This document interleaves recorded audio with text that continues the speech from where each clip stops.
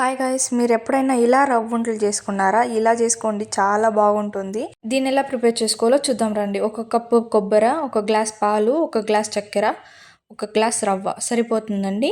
ఈ ఇంగ్రీడియంట్స్లో మనం రవ్వ ఉండలు అనేది చేసుకుందాం.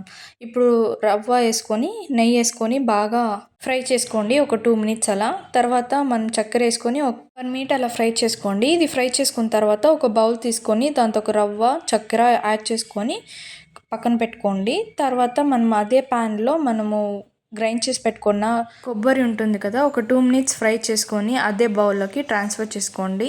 ఈ 3 ఇంగ్రీడియంట్స్ బాగా మిక్స్ చేయాలి మనము. ఇలా మిక్స్ చేసిన తర్వాత దీన్ని ఒక హాఫ్గా డివైడ్ చేసుకోవాలి. తర్వాత వేడి పాలు ఉంటుంది కదా, అది యాడ్ చేసుకొని కొంచెం కొంచెంగా మనం రవ్వ ఉండలు అనేది చేసుకోవాలి. ఉండలు చేసుకొని పక్కన పెట్టుకోండి. మనం ఇప్పుడు హాఫ్గా డివైడ్ చేసుకుంటాం కదా, ఇంకో సైడ్ పాలవనవే యాడ్ చేయకుండా డ్రై ఉంటుంది కదా, డ్రైని ఒకసారి ఇలా మిక్స్ చేసి ఇలా ఉండలు చేసి పెట్టుకోవడమేనండి. ఈ స్టైల్లో చేసుకుంటే టేస్ట్ అనేది చాలా అంటే చాలా బాగుంటుంది.